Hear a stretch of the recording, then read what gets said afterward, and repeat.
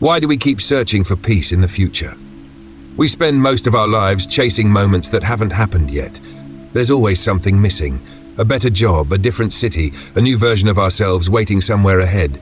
We wake up, go through the day, and whisper silently, maybe soon, maybe later, maybe when things change. But that later never truly arrives. Because the moment it does, the mind moves the finish line again. It tells another story, a new condition, a new reason to postpone peace. The truth is, peace was never missing. It was only covered by the noise of becoming. We're taught to believe life is a series of steps, that happiness is a destination reached through effort, planning, and control. But life isn't waiting somewhere in the future. It's happening quietly, patiently, right here, behind every breath you take. The mind doesn't understand that.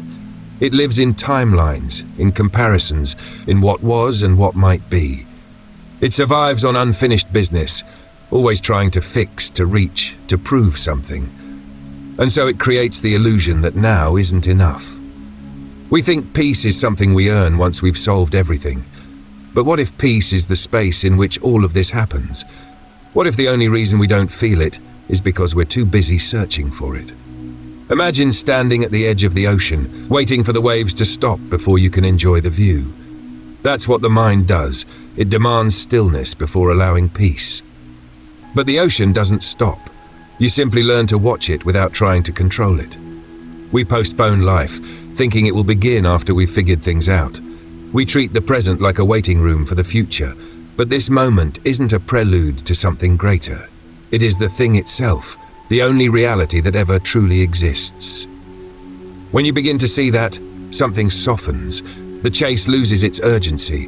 The mind slows down, even if just for a moment, and you realize nothing was missing after all. The future you're waiting for doesn't exist. There is only this, the sound of your breath, the weight of your body, the stillness beneath thought. And in that stillness you discover the peace you've been searching for all along. The noise of the mind, the invisible prison of thought. Most people live inside a storm they can't see. It's not around them, it's within. A constant stream of thoughts, worries, judgments, and rehearsed conversations. The mind keeps talking, analyzing, predicting, defending. It never stops. We call it thinking, but most of it isn't thinking at all. It's noise, repetitive, compulsive, exhausting, a background hum that shapes how we see everything. And because it's always been there, we mistake it for who we are. You might believe you're the voice inside your head, the one narrating, criticizing, remembering, planning. But that voice isn't you. It's a pattern, a habit of attention, a tool that has forgotten its place. When you close your eyes and listen, you'll hear it, that endless commentary. I should have said this. What if this goes wrong? They don't understand me. It jumps between past and future, dragging you through scenes that don't even exist anymore. This is the invisible prison of thought. A cage made of words, replayed memories, and imagined fears. It keeps you busy, restless, disconnected from the life unfolding right now. But there's something else, a quiet awareness behind all that noise. The part of you that notices the voice, the one that listens without judgment. That awareness is not trapped. It's free, untouched, silent. The moment you start watching the thinker instead of becoming it, a small gap opens. That gap is everything. It's the doorway out of the prison. It's where peace begins. You don't have to fight your thoughts. Just see them, like clouds drifting across the sky, temporary, harmless, unable to touch the vastness above them. The sky never tries to control the clouds. It simply allows them to pass. Every time you pause and observe your mind, you weaken its grip. The noise loses its authority, and for a moment the storm clears, revealing the stillness that was there all along. That stillness isn't something you create, it's your natural state, the quiet space beneath all movement, the witness behind all thought. You've never truly lost it, you just forgot to listen. The true self, the silent awareness behind the mind. There is a presence in you that doesn't change. It was there when you were a child, watching the world with wide, curious eyes. It was there through every victory, every heartbreak, every version of who you've tried to become. While everything else in your life shifted, your body, your thoughts, your desires, that quiet watcher never moved. That is your true self. Not the name you were given, not the story you tell, not the roles you play. It's the awareness that sees all of it, like the open sky witnessing passing weather. The mind is loud, dramatic, and convinced it runs the show. It wants control. It wants certainty. It wants to define you. But who were you before the first thought about yourself appeared? Who are you when all thoughts stop, even for a moment? In that gap, you don't disappear, you expand. You feel alive, peaceful, awake. That is the dimension of being that thought can't reach. It has no form, no boundary, no name. It's the stillness beneath sound, the space between breaths, the presence behind the person. Every spiritual teaching, in one way or another, points back to this. You are not what you think you are, literally. You are the space in which thinking happens.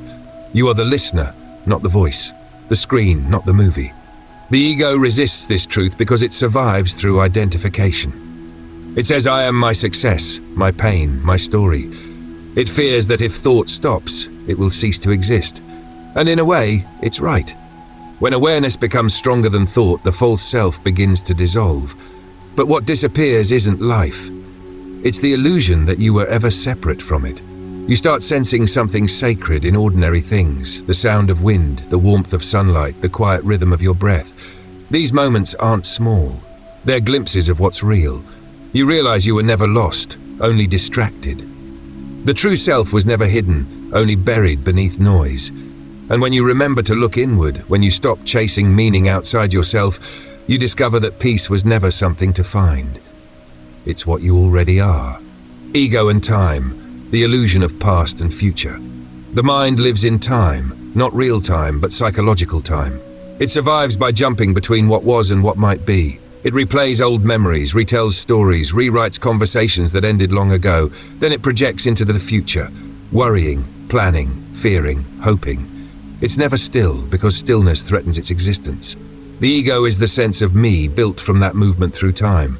It says, I am my past, my experiences, my wounds, my achievements. And it says, my future will define me. When I reach this goal, when I fix this, when I prove myself. It is always becoming something, but never being. That's why peace feels unreachable. Because the ego can only exist in the story of time, and the present moment has no story. It's silent, alive, wordless. The ego can't survive there, so it keeps pulling you away, into memories, into expectations, into dreams that keep you distracted from what's real. When you fully see this pattern, you begin to understand the root of human suffering. We're not burdened by the past itself. We're burdened by the mind's obsession with it. We're not tormented by the future, only by our imagination of it. And yet, both are illusions projected on the screen of now. The more you identify with time, the more you feel separate, from life, from others, from yourself. You start to believe you're a traveler moving towards some final destination called peace. But peace was never at the end of time's road. It was underneath it, waiting quietly while you hurried past. Think of how you measure your life, age, years, deadlines, plans. But have you ever stepped outside of time, even for a breath? In that moment, everything stops. There is no before or after, no should or could, only being, only awareness. And that is eternity. Not endless duration, but timeless presence. Ego calls this boring because it cannot control it. It wants drama, it wants identity, it wants movement. But the truth doesn't move, it simply is. When you realize this, the mind loses its authority, the past softens, the future loosens its grip, and you find yourself standing in the quiet center of now, where nothing is missing, and nothing more needs to begin. Pain and resistance. When we stop fighting life, pain is not just what happens to us, it's what our mind does with what happens. A loss, a failure, a rejection. The moment we resist them, pain deepens. Suffering is resistance multiplied by time. The mind believes that if it keeps fighting, it will fix everything. But life cannot be defeated into peace. Whatever you resist, you strengthen. The more you push pain away, the more it grows, hiding under every breath, waiting to be noticed. True healing begins not when you escape pain, but when you turn toward it, when you allow it to be what it is, a feeling, a vibration, an energy passing through. The moment you stop calling it wrong, it starts to dissolve. Imagine holding a tight fist for years, then slowly opening it. That's what letting go feels like. Not a grand victory, but a soft release, a surrender to what's already here. Resistance is the mind saying, this shouldn't be happening. But life has already said otherwise. And when you argue with life, you always lose. Not because life punishes you, but because you're fighting what already is. Acceptance doesn't mean liking what's painful. It means seeing it clearly, without adding the story. This is unfair, this shouldn't be me, this will never end. Those thoughts are the real weight. The pain itself is much lighter than the mind's version of it. When you stop resisting, something miraculous happens. The energy trapped in pain becomes presence. The ache becomes awareness, and what once felt unbearable becomes strangely quiet, even sacred. Every emotion, no matter how dark, is just life trying to move through you. Anger, grief, fear, they are all visitors. And every visitor once welcomed leaves in peace. Pain transforms not when it's solved, but when it's seen. The moment you give it full attention, without judgment or escape, you realize that beneath every wound, there's stillness. A deep silence untouched by what happened. That silence was always there, waiting for you to stop fighting long enough to hear it. Living in the now, finding peace within the present moment. Most people wait for life to become peaceful before they allow themselves to be at peace. They treat the present as a step towards something better, a means to an imagined future where everything finally makes sense. But the truth is simple. Peace never comes from the future. It can only be found now. The present moment is not what the mind thinks it is. It's not a slice of time between past and future. It's a doorway, the only place where life actually happens. Everything else is memory or imagination. When you stop running after what's next and look around, something subtle shifts. You notice small details, the weight of the air, the quiet sound of your breath, the rhythm of your heartbeat. These are not background noises, they are life itself, whispering, "I'm here." To live in the now is not to reject the past or abandon the future. It's to stop being trapped by them. It's realizing that the past only lives as thoughts in your head, and the future exists only as pictures painted by the same mind. Presence is what remains when thought pauses, even for a second. It's not dramatic, it's not mystical. It's ordinary, yet infinitely alive. And in that ordinariness lies everything we've ever been searching for. When you are fully present, time disappears. You're no longer rushing to get somewhere, no longer defending an identity or rehearsing old wounds. You're just here, aware, still, open. And from that stillness, actions flow naturally. Words become clear. Decisions stop coming from fear. Many believe living in the now means doing nothing, becoming passive, detached from life. But the opposite is true. When you are present, you engage more deeply than ever before, because you're no longer distracted by the noise of what if. The mind may try to interrupt. This can't be enough. You should be doing more. But that's the old habit, the addiction to movement, to control, to story. Let the thought come, and let it go. Return to what's here. Feel your breath. Listen to the silence behind sound. Notice that the world continues perfectly well without your constant mental commentary. That realization is freedom, not because you escape life, but because you finally join it. The present moment is not something you need to create. It's what remains when the noise fades. It's what's left when you stop chasing what was never missing. And once you taste it, even for an instant, you'll understand. This is what it means to be alive. Consciousness in relationships, being fully present with others. Most people don't truly meet each other. They meet through the fog of thought, through memory, expectation, judgment, and fear. They listen not to understand, but to respond. They speak not to connect, but to defend or impress. This is why so many relationships, even with love in them, feel incomplete. Because two egos are talking, not two beings. Each is lost in their own mental story. What do they think of me? Am I being respected? Will they leave? And while these stories collide, presence disappears. Real connection begins the moment you stop trying to protect an image. When you no longer need to win, prove, or control, you can finally see the person in front of you, not their behavior, not their mask, but their essence. Presence is the highest form of love. Because when you are truly present, you give the other person the rarest gift, space. A space where they can exist without being judged or fixed. A space where both of you can rest from the endless noise of who you're supposed to be. In presence, you begin to notice how often conflict comes not from what's said, but from unconscious reaction. The ego interprets every word as threat or validation, turning even simple conversations into emotional battles. But when you're aware, when you watch your own inner reactions as they rise, you break the pattern. You become the observer instead of the fighter, and something shifts. You respond instead of react. You listen beyond the words. The silence between two sentences becomes as meaningful as the dialogue itself. Love, in its purest form, isn't emotional intensity, it's awareness. It's being so present that another person feels safe to drop their defenses.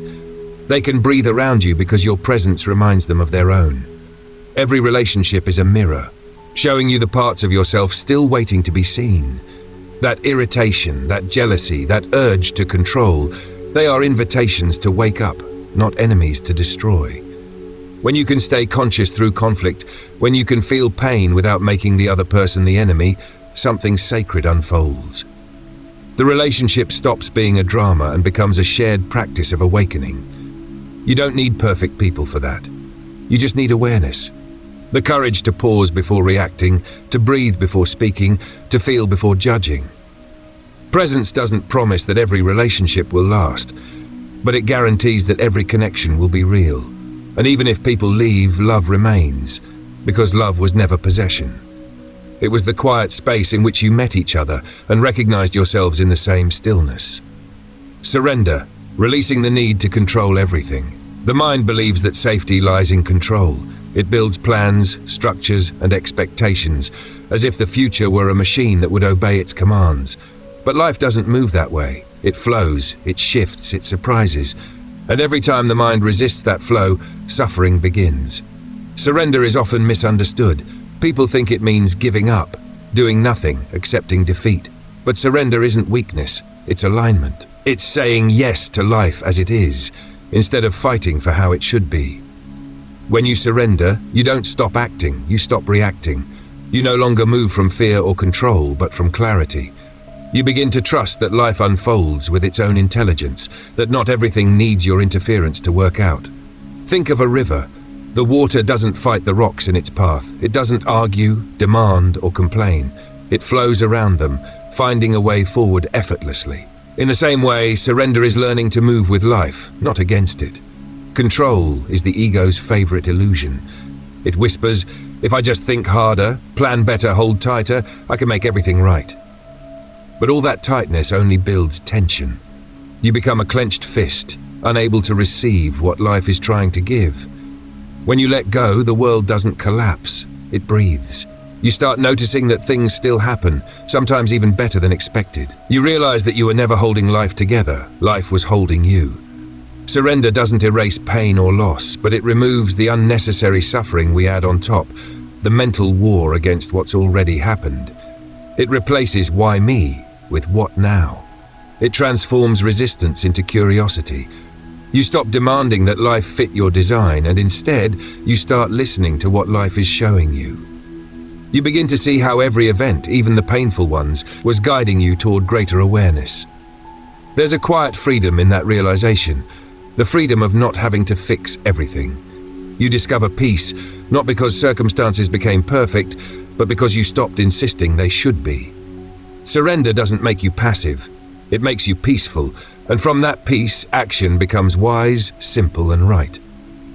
Life moves through you like wind through an open window. You don't have to chase it, you just have to stop closing the shutters. The depth of peace, understanding oneness with life. There comes a point when peace stops being something you feel and becomes something you are.